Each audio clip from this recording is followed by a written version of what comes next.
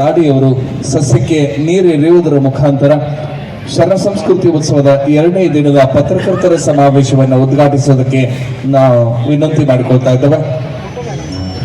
ಆತ್ಮೀಯರೇ, ನಿಸರ್ಗ ನಮಗಾದರೆ ನಾವು ನಿಸರ್ಗಕ್ಕಾದರೆ ನಿಸರ್ಗ ನಮಗಾಗ್ತದೆ ಎನ್ನುವಂತಹ ಅರ್ಥಪೂರ್ಣ ಸಂದೇಶವನ್ನು ನಾವು ಅರಿತುಕೊಳ್ಳಬೇಕು.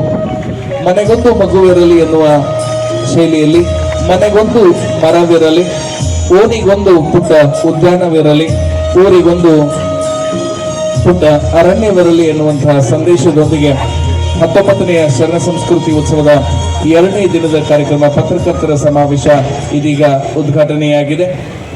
ಮುಖ್ಯ ಅತಿಥಿಗಳ ಭಾಷಣ. ಇಂದಿನ ಕಾರ್ಯಕ್ರಮದಲ್ಲಿ ಸನ್ಮಾನವನ್ನ ಸ್ವೀಕರಿಸ್ತಾ ಇರುವಂತಹ ಎಲ್ಲ ಸಾಧಕ ಬಂಧುಗಳಿಗೆ, ಪತ್ರಕರ್ತ ಮಿತ್ರರಿಗೆ ತುಂಬ ಹೃದಯದ ಅಭಿನಂದನೆಗಳನ್ನ, ಗೌರವವನ್ನ ಸಲ್ಲಿಸ್ತಾ ಇದ್ದಾವೆ. ಎಲ್ಲ ಮಾಧ್ಯಮದ ಮಿತ್ರರಿಗೆ ತುಂಬ ಹೃದಯದ ವಂದನೆಗಳನ್ನ, ಅಭಿನಂದನೆಗಳನ್ನ ಸಲ್ಲಿಸ್ತಾ, ಸಂವಿಧಾನದ 4ನೆಯ ಅಂಗವಾಗಿ, ಸಮಾಜದ ಪ್ರತಿಬಿಂಬವಾಗಿ, ಬದಲಾವಣೆಯ ಧ್ವಜಧಾರಿಗಳಾಗಿ, ಸರ್ಕಾರ ಮತ್ತು ಜನರ ನಡುವಣ ಕೊಂಡಿಯಾಗಿ, ಸಾಮಾಜಿಕ ಪ್ರಜ್ಞೆಯ ವಾರಸುದಾರರಾಗಿ ಕಾರ್ಯನಿರ್ವಹಿಸುತ್ತಿರುವ ಗೋಕಾವಿ ನಾಡಿನ ವಿವಿಧ ಪತ್ರಿಕಾ ಮಾಧ್ಯಮದ ವರದಿಗಾರರಿಗೆ 19ನೇ ಶರಣ ಸಂಸ್ಕೃತಿ ಉತ್ಸವದ ದ್ವಿತೀಯ ದಿನವಾಗಿರುವ ಇಂದು ರಾಜ್ಯದ ಮಾಧ್ಯಮ ಕ್ಷೇತ್ರದಲ್ಲಿ ತಮ್ಮದೇ ಆದ ಸಾಧನೆಯ ಹೆಜ್ಜೆ ಗುರುತುಗಳನ್ನು ದಾಖಲಿಸುತ್ತಿರುವ ಹೆಸರಾಂತ ಪತ್ರಕರ್ತರು, ಸುವರ್ಣ ನ್ಯೂಸ್ ಸುದ್ದಿವಾಹಿನಿಯ ಸಂಪಾದಕರು ಶರಣಶ್ರೀ ಅಜಿತ್ ಹನುಮಕ್ಕನವರವರ ಅಮೃತ ಹಸ್ತಗಳೊಂದಿಗೆ, ಪೂಜ್ಯರ ಉಪಸ್ಥಿತತೆ ಹಾಗೂ ತಮ್ಮೆಲ್ಲರ ಅಭಿಮಾನದ ಚಪ್ಪಾಳೆಗಳೊಂದಿಗೆ ಗೌರವದ ಸನ್ಮಾನ ನೆರವೇರುತ್ತಿದೆ.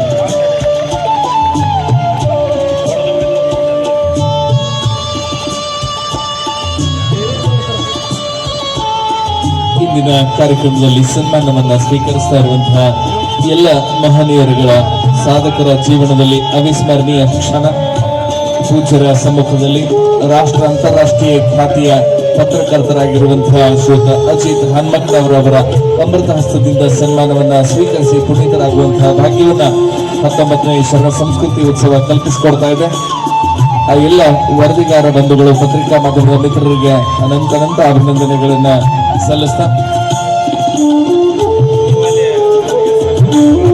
ಸನ್ಮಾನವನ್ನ ಸ್ವೀಕರಿಸ್ತಾ ಇರುವಂತಹ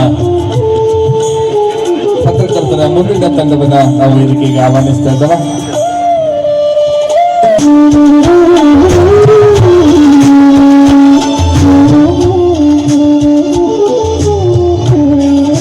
ಮತ್ತು ಗಣ್ಯರ ಅಮೃತ ಹಸ್ತದಿಂದ ಪುಷ್ಪವೃಷ್ಟಿಯೊಂದಿಗೆ ಸನ್ಮಾನವನ್ನ ಸ್ವೀಕರಿಸಿದ ಎಲ್ಲ ವರದಿಗಾರ, ಪತ್ರಕರ್ತ ಮಿತ್ರರಿಗೆ ತುಂಬ ಹೃದಯದ ಅಭಿನಂದನೆಗಳನ್ನ ಸಲ್ಲಿಸ್ತಾ ಇದ್ದೇವೆ. ಅವರು GBN ನ್ಯೂಸ್ ಗೋಕಾಕ್ನ ವರದಿಗಾರರಾಗಿರುವಂತಹ ಶರಣ ಜೇಮ್ಸ್ ವರ್ಗೀಸ್ ಅವರು, ಹಾಗೆ ಸಾಗಾವೈ ಸ್ಕ್ಯಾನ್ ಸೆಂಟರ್ನ ಮುಖ್ಯ ಸಂಚಾಲಕರಾಗಿರುವಂತಹ ಶರಣರಂತಹ ಸಿದ್ದು ಪೂಜಾರಿ ಅವರು 19ನೇ ಶರಣ ಸಂಸ್ಕೃತಿ ಉತ್ಸವದ 2ನೇ ದಿನದ ಪತ್ರಕರ್ತರ ಸಮಾವೇಶದಲ್ಲಿ ಗೌರವ ಸನ್ಮಾನವನ್ನ ಸ್ವೀಕರಿಸ್ತಾ ಇದ್ದಾರೆ. ಆ ಎಲ್ಲ ಸಾಧಕ ಬಂಧುಗಳಿಗೆ ತುಂಬ ಹೃದಯದ ಅಭಿನಂದನೆಗಳನ್ನು ಸಲ್ಲಿಸ್ತಾ ಇದ್ದೇವೆ.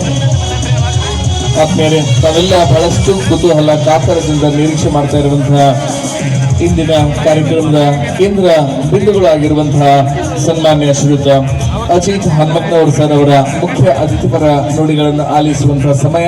ಸನ್ಮಾನ ಮುಗಿದ ತಕ್ಷಣ ನಾವು ಕಾರ್ಯಕ್ರಮದ ಮುಖ್ಯ ಹಂತಕ್ಕೆ ಹೋಗ್ತಾ ಇದ್ದೇವೆ. ಪತ್ರಕರ್ತರೆಂದರೆ ಸಮಯ ಪ್ರಜ್ಞೆ, ಕ್ರಿಯಾಶೀಲತೆಯ ಗಣಿ, ಶ್ರಮಿಕರು, ಚಿಂತಕರು, ಸಾಧಕರ ಪಾಲಿನ ಕಣ್ಮಣಿ, ಸಮಾಜಮುಖಿ ಚಿಂತನೆಗಳ ನಿತ್ಯ ಗಟ್ಟಿ ಧ್ವನಿ, ಸಮಾಜಮುಖಿ ಚಿಂತನೆಗಳ ನಿತ್ಯ ಗಟ್ಟಿ ಧ್ವನಿ. ಹೌದು, ಖಡ್ಗಕ್ಕಿಂತಲೂ ಹರಿತ ಲೇಖನಿ, ಖಡ್ಗಕ್ಕಿಂತಲೂ ಹರಿತ ಲೇಖನಿ. ಸಮಾಜದಲ್ಲಿ ನಿತ್ಯ ಘಟಿಸುವ ಸಂಗತಿಕರ್ತರಿಗೀಗ ಪೂಜ್ಯರ ಅಮೃತ ಹಸ್ತಗಳೊಂದಿಗೆ, ಆಶೀರ್ವಾದದೊಂದಿಗೆ ಗೌರವದ ಸನ್ಮಾನ.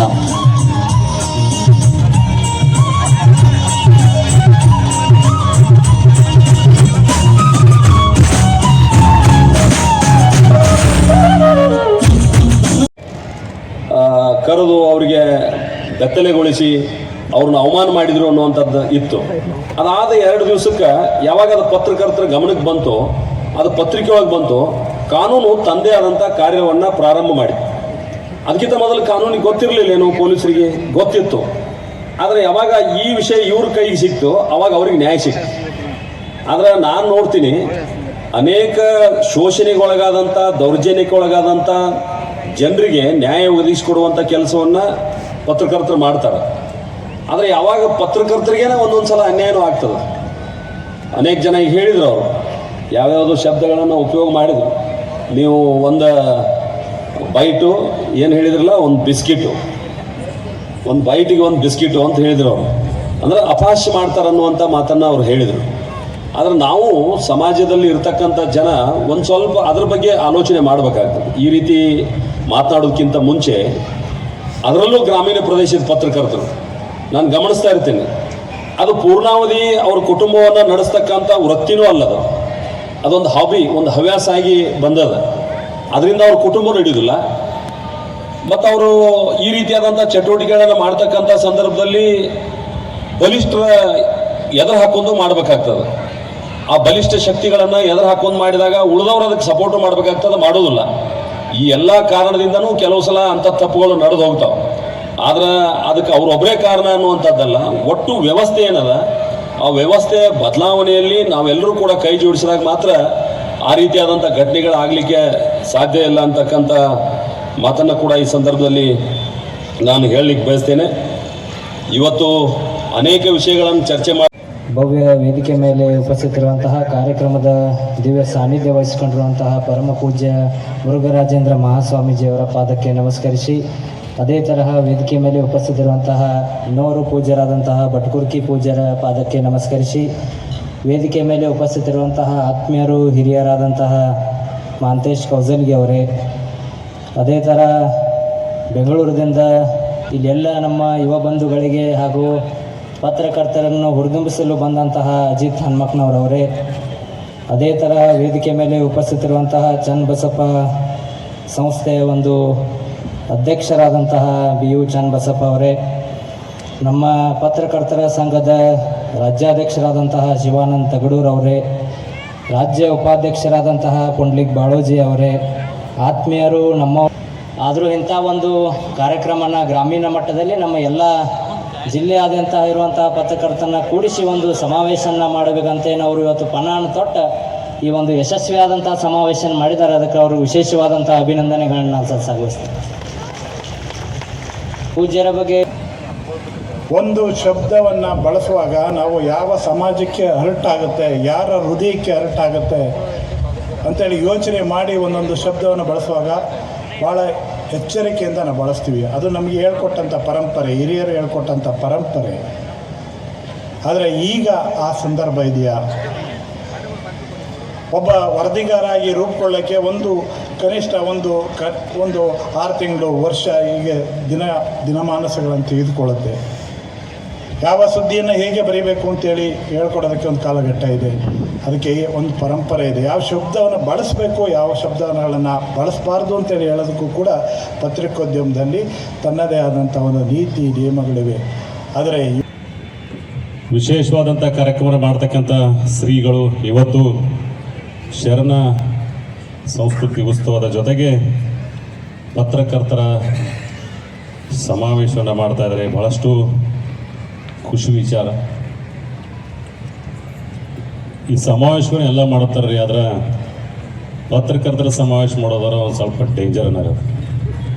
ಯಾಕಂತಂದ್ರೆ ಯಾರು ಏನು ಮಾತಾಡ್ತಾರೋ ಹೆಂಗೋ ಏನೋ. ಆದರೆ ಶ್ರೀಗಳು ಬಸವಾದಿ ಪ್ರಮಥರ ಹಾಕಿಕೊಟ್ಟಂಥ ಇದರ ಮೇಲೆ ಈ ಒಂದು ಕಾರ್ಯಕ್ರಮ ಮಾಡ್ತಾರೆ. ಅದಕ್ಕೆ ಅವ್ರಿಗೆ ಪ್ರಥಮವಾಗಿ ತಾವೆಲ್ಲರೂ ಜೋರಾದ ಚಪ್ಪಾಳಿ ಬಾರಿಸೋದ್ರೊಂದಿಗೆ ಅವರಿಗೆ ಅಭಿನಂದನೆ ಸಲ್ಲಿಸಿ. ಅಷ್ಟು ದೂರದ ಈ ಮೂಲೆಯಲ್ಲಿ ಗೋಕಾಕ್ನಂಥ ಪಟ್ಟಣದಲ್ಲಿ ಇಂಥದ್ದೊಂದು ಒಂದು ಮಠ ಈ ಕಾರ್ಯಕ್ರಮ ಮಾಡ್ತಿದೆ ಅಂದಾಗ ನಮ್ಮಂಥವ್ರ ಜವಾಬ್ದಾರಿ, ಇದರಲ್ಲಿ ಬಂದು ಭಾಗವಹಿಸೋದು ನಮ್ಮಂಥವ್ರ ಜವಾಬ್ದಾರಿ. ಆ ಜವಾಬ್ದಾರಿಯನ್ನು ನೆನಪಿಸಿಕೊಂಡು ನಾನು ಇಲ್ಲಿ ಬಂದಿದ್ದೀನಿ. ಪತ್ರಿಕೋದ್ಯಮ ಗೊತ್ತಿಲ್ಲ ಮುಂದಿನ ದಿನಗಳಲ್ಲಿ ಹೆಂಗೆಲ್ಲ ಬದಲಾಗುತ್ತೋ. ಜಗತ್ತೇ ಬದಲಾಗುತ್ತೆ, ಎಲ್ಲ ವೃತ್ತಿಗಳು ಬದಲಾಗ್ತವೆ, ಪ್ರತಿಯೊಂದು ಬದಲಾಗತ್ತೆ. ಈಗ ಮಾಡ್ತಿರೋ ಕೃಷಿ ಇನ್ನು 10-15 ವರ್ಷದ ನಂತರ ಮಾಡೋಕ್ಕಾಗೋದಿಲ್ಲ. ಈಗ ಮಾಡ್ತಿರೋ ರಾಜಕಾರಣ ಇನ್ನು 10-15 ವರ್ಷದ ನಂತರ ಮಾಡೋದಕ್ಕಾಗೋದಿಲ್ಲ. ಪತ್ರಿಕೋದ್ಯಮದಲ್ಲಿ ಏನೇನು ಬದಲಾಗ್ತಾವೋ ಗೊತ್ತಿಲ್ಲ. ಆ ChatGPT ಅಂತ ಒಂದು ಬಂದಿದೆ, ನೀವು ನೋಡಿದ್ದೀರಾ ಇಲ್ಲೋ ಗೊತ್ತಿಲ್ಲ. ಸುಮ್ಮನೆ ಒಂದು ಕಮಾಂಡ್ ಕೊಟ್ಟರೆ ನಾವಲ್ಲಿ ನಮ್ಮ ಅಪ್ಪನಂಗೆ ಬರೆದು ಕೊಟ್ಬಿಡುತ್ತೆ ಅದು. ಹಾಗಿದ್ರೆ ಇನ್ಮೇಲೆ ಕುತ್ಕೊಂಡು ಬರೆಯೋರ ಕಥೆ ಏನು ಅಂತ ಪ್ರಶ್ನೆ. ChatGPT ವಿಡಿಯೋ ಫಾರ್ಮ್ಯಾಟ್ ಬಂತು. 8-10 ಲೈನಿನ ಕಮಾಂಡ್ ಕೊಟ್ಟುಬಿಟ್ರೆ ಯಾವ ಈ ಬಾಹುಬಲಿ ಸಿನಿಮಾದ ಡೈರೆಕ್ಟ್ರು ಶೂಟ್ ಮಾಡೋಕ್ಕೆ ಸಾಧ್ಯ ಇಲ್ಲ. ಅಂಥ ವಿಡಿಯೋ ಅದು ತಂದು ಪಾಡಿಗೆ ತಾನು 30 ಸೆಕೆಂಡ್ನಲ್ಲಿ ರೆಡಿ ಮಾಡಿ ಕೊಟ್ಟುಬಿಡ್ತಾರೆ. ಅವಾಗ ಡೆಸ್ಕ್ನಲ್ಲಿ ಕೂತ್ಕೊಂಡು ಕೆಲಸ ಮಾಡೋರ ಕಥೆ ಏನು ಗೊತ್ತಿಲ್ಲ. ಕ್ಯಾಮ್ರಾಮ್ಯಾನ್ಗಳು ಹೆಂಗೆ, ಅವ್ರದ್ದು ಭವಿಷ್ಯ ಏನು, ಆಫೀಸ್ನಲ್ಲಿ ವಿಡಿಯೋ ಎಡಿಟರ್ಸು, ಗ್ರಾಫಿಕ್ ಡಿಸೈನರ್ಸು, ಅವರೆಲ್ಲರ ಭವಿಷ್ಯದ ಮೇಲೆ ಆರ್ಟಿಫಿಷಿಯಲ್ ಇಂಟೆಲಿಜೆನ್ಸ್ ಮಾಡೋ ಪ್ರಭಾವ ಏನು, ಪ್ರಶ್ನೆಗಳಿದಾವಷ್ಟೇ. ಮತ್ತು ಇಂಥ ಪ್ರಶ್ನೆಗಳು ಹಿಂದಿದ್ವು, ಜಗತ್ತು ಉತ್ತರ ಕಂಡುಕೊಂಡಿದೆ. ಈ ರೇಡಿಯೋ ಬಂದ ತಕ್ಷಣ ಇಡೀ ಜಗತ್ತೇ ಮಾತಾಡ್ಕೊಂತಾನೆ, ಇನ್ನು ಪೇಪರ್ ಯಾರು ಓದ್ತಾರೆ ಅಂತ. ರೇಡಿಯೋ ಬಂದುಬಿಡ್ತಲ್ಲ, ಇನ್ನು ಪೇಪರ್ ಯಾರು ಓದ್ತಾರೆ ಅಂತ ಜಗತ್ತು ಮಾತಾಡ್ಕೊಂತಾರೆ. ರೇಡಿಯೋ ಬಂದ ಮೇಲೂ ಪೇಪರ್ಗಳು ಬೆಳೆದು, ಟಿ ವಿ ಬಂತಲ್ಲ ಅವಾಗ ಇನ್ಯಾರು ರೇಡಿಯೋ ಕೇಳ್ತಾರೆ ಅಂದರು. ನಮ್ಮ ಕಾರ್ಯಕ್ರಮಕ್ಕೆ ಆಗಮಿಸಿ ನಮ್ಮನ್ನೆಲ್ಲ ಉದ್ದೇಶಿಸಿ ಮಾತನಾಡೋದರೊಂದಿಗೆ ನಮ್ಮ ಪ್ರೀತಿ, ಗೌರವ, ಅಭಿಮಾನವನ್ನ ಅತ್ಯಂತ ಹರ್ಷದಿಂದ ಸ್ವೀಕರಿಸಿದ್ದಾರೆ. ಶ್ರೀಯುತರಿಗೆ ಒಂದು ಅಭಿಮಾನದ ಕರತಾಡದ ಮೂಲಕ ನಾವು ಅಭಿನಂದನೆಗಳನ್ನು ಸಲ್ಲಿಸೋಣ, ಗೌರವವನ್ನು ಸಲ್ಲಿಸೋಣ. ಶ್ರೀಯುತ ಅಸಿತ್ ಹನುಮಕ್ನವರವರು ಪತ್ರಿಕಾ ಮಾಧ್ಯಮ ಕ್ಷೇತ್ರದಲ್ಲಿ ಮಗದಷ್ಟು ಸಾಧನೆಯನ್ನು ಮಾಡುವುದರೊಂದಿಗೆ ಅವರ ಮೊನಚಾದ ಲೇಖನಿಯಿಂದ ಮಗದಷ್ಟು ಕೃತಿಗಳು ಬರಲಿ. ಕನ್ನಡ ಸಾಹಿತ್ಯ